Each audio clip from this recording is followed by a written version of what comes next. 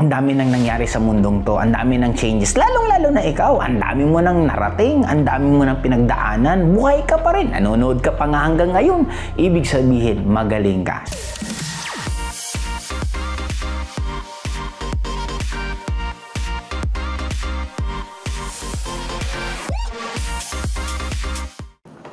Hi classmate!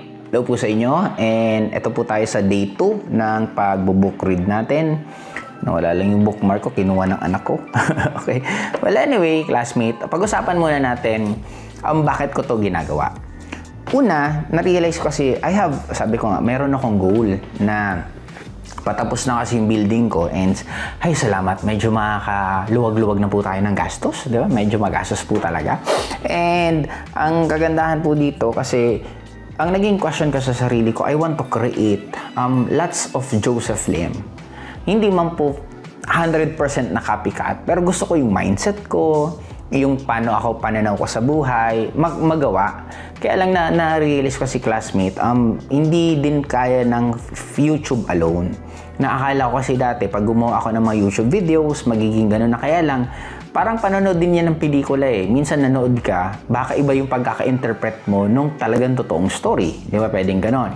Kaya sa akin, na-realize ko rin na don't worry sa mga hindi po ako personally kilala at hindi naman po talaga ako ma-meet personal, and mali mo saan magkabanggaan tayo sa actual na magkita tayo sa airport or kung saan man, lapit na lang po kayo classmate, wag po kayong mahiya, pwede po kayong magpa-picture pag gusto nyo, basta lapit lang kayo sa akin, hindi ko po ako supladong tao, okay? Well anyway, balik tayo doon na na-realize ko lang din na iba pa rin po talaga na magkakaroon ako ng time sa mga handle ko. Kaya since I want to create lots of tulad sa akin, pananaw ko, then I need to spend time with them. Kaya isang naging way ko, maliban sa inom, hindi na po ako masyadong umiinom, ang naging way ko po talaga is mag-bonding kami. Kaya nga actually, tonto ako kasi pinagawa ko yung isang part dito, yung parang lobby area dito sa bahay, para doon na lang po kami magbo-book read, para kahit pa paano walang makaka-istorbo sa amin. And ang purpose ko noon after mag-book read po talaga is to have exchange of ideas. Actually, mas matagal nga kasi book reading namin almost 30 minutes lang.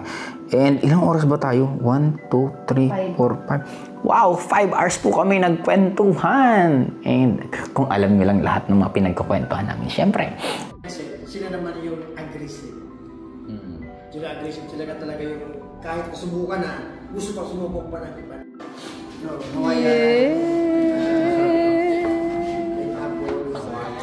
Hello everyone! Hello! Hindi ko pa naman kaya maubos-ubos na ilagay din sa YouTube kasi depende din po sa kausap. Anyway, napaka-importante po classmate. Assignment ko po sa inyo, magbasa na po kayo ng libro. Nung nag-aaral po ako, honestly, I'm not inspired to read books nung nag-aaral ako because I am forced to read books, at kadalasan kasi nung libro hindi ko talaga hilig, kaya medyo hindi po ako ginaganahan magbasa. Pero nung nagsimula po ako mag-network, I'm inspired kasi yung mga nagsasalita, sila po yung nagsasabi na magbasa ng libro for you to become successful, and because of that, dun po ako nagkaroon po ng hilig na magbasa ng libro. Sa una, pinilit ko po sarili ko, medyo mahirap po talaga magbasa, lalo na kung hindi ka naman nagbabasa. But nung na-inlove po ako sa librong Rich Dad Poor Dad, sinundan po yun ng Who Moved My Cheese. Ano pa bang sumunod na? Basta yung dalawang pinakalibro at sumunod na mga libro ni John Maxwell about leadership, kay Anthony Robbins, pero I think audiobook na kay Anthony Robbins. Basta sunod-sunod, kay Bo Sanchez na mga libro, ang dami kong binasa na libro ni Bo Sanchez, hanggang nahilig ko na. Hanggang tumigil lang po ulit ako nung nagkaroon na ng audiobooks, I think. Hindi na po masyadong nagbabasa ng libro. Tapos nung medyo ang dami nang ginagawa. Kaya lang sabi ko, kailangan ko bumalik sa dati kung paano ba naging Joseph Lim ang isang Joseph Lim. And isa po sa pinakamalaking tulong po talaga libro. Ang tip ko po sa inyo, since magkakaiba pong industry, ang mga nanonood dito classmates sa YouTube channel ko, syempre ang basahin mong libro, yung connected po sa gusto mo. Isa yan.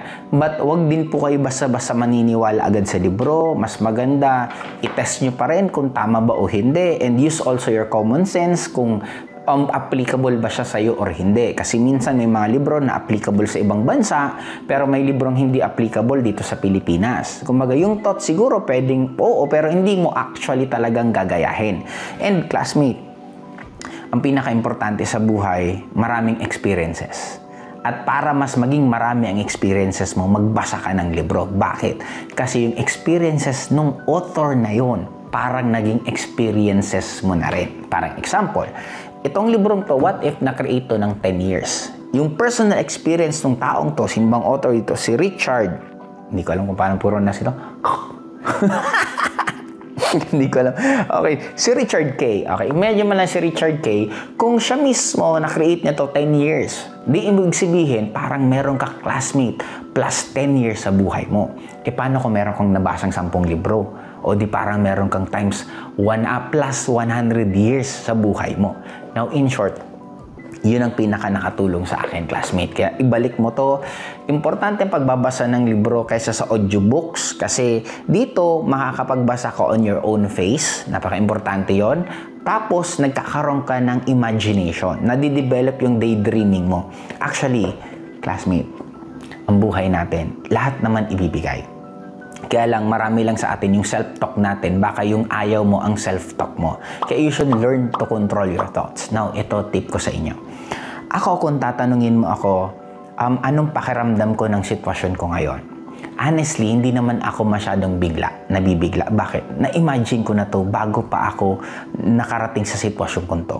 Nung mga moment na nahihirapan ako, nung mga moment na parang hindi nangyayaring mga gusto ko, I really don't care kasi alam ko ito ang mangyayari sa akin. Kaya nga right now, I'm very, very excited ulit sa mangyayari sa aking classmate in the future.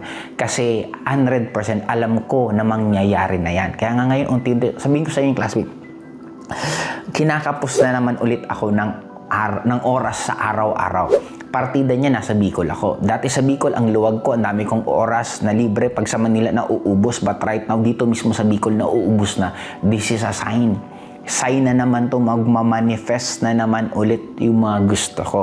Kaya wag din po kayo mag-alala, classmate, kasi from time to time, isasabay ko kayo sa mga activities ko, isasabay ko kayo sa mga nangyayari sa akin para parang I'm sure makakatulong ako na mas ma-visualize mo rin, ito rin gagawin ko, lumalaki na yung ni classmate, ganito din sa akin.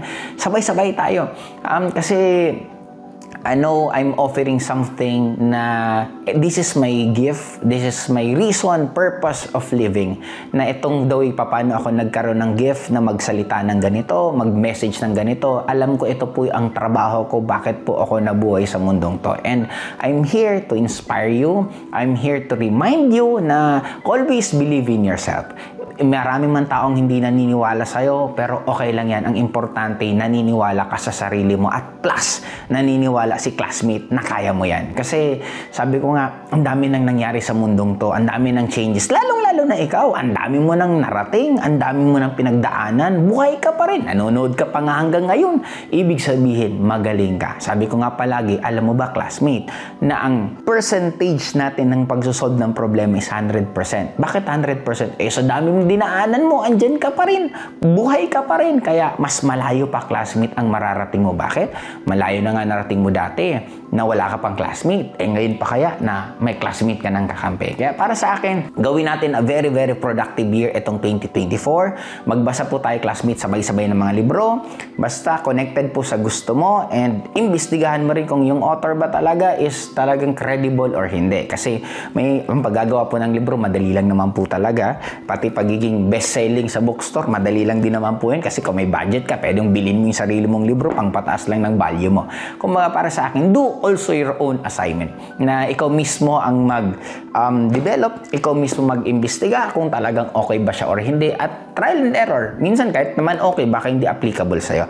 Basta sa akin, magbasa tayo, classmate, ng libro ha. Padamihan tayo ng librong babasahin. And hiling ko na rin sa inyo, kung ano po yung librong nabasa nyo, i-type nyo lang sa comment section and ikwento mo yung natutunan mo sa librong yun. I-share mo lang na makaka-relate sa mga audience din natin, sa mga kapwa nating classmate na mas lalong magpursige sa buhay. Or kung meron po kayong mga dagdag, kasi ako isa po pag-aaralan ko ngayon about AI. I'm very, very excited kasi grabe, alam mo ba, classmate, na ang AI kaya nang magturo ng sarili niya. May mga AI ngayon na naging creative na parang may AI na kaya nang mag-relearn ng panibagong relearn na parang tao. Di ba, nakakilabot na. Pero ako naniniwala ako na in the future, lalong gagandang buhay natin kasi Dati ang pagtawag sa telepono matagal, ngayon malapit na. Lahat na lang halos bumibilis, 'di ba? Kaya design naman paganda ng paganda ang buhay natin. Kaya I'm very excited for that. Kaya isa yun sa pag-aaralan ko yung AI, yung artificial intelligence. And yun ang hobby ko. Ngayon isa sa dagdag na pag-aaralan ko, pinag-aralan ko si dati classmate ng religion, pinag-aralan ko yung mga nangyari sa mundo, lalo pa yung ano din pala classmate, malapit na ang solar eclipse, April 8, 'di ba? Wala naman, nakwento ko lang. Anyway, classmate, dito na muna ako magtatapos. Nasingit ko yun.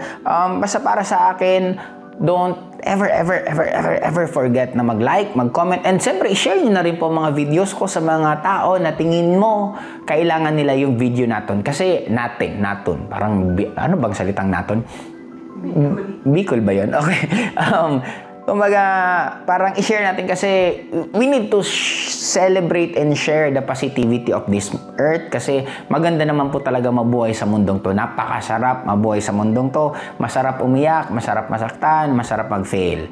In short, lahat ng dadaanan natin, kailangan natin daanan kasi hindi mo ma-appreciate ang isang bagay kung hindi mo dinaanan yung kabilang side din. Kaya paano niyang classmate? Simulan na natin, magbasa ng libro at trabahuin mga pangarap natin para lahat tayo magkakaroon tayo ng mga success story natin pagdating ng oras.